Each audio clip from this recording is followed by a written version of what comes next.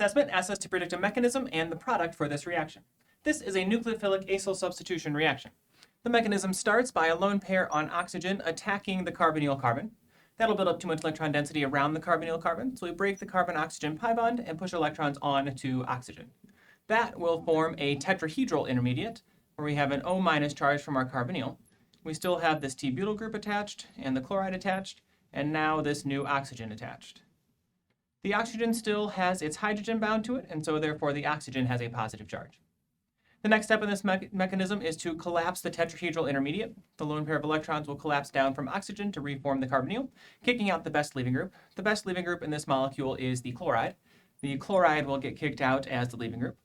That reforms the carbonyl, and we still have the oxygen attached, and the oxygen still has its hydrogen and the positive charge. We'll neutralize this molecule by using triethylamine, our proton sponge.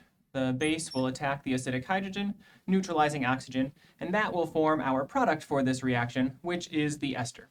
The ester is the product of this reaction. An ester forms when you react an alcohol with an acid chloride under basic conditions.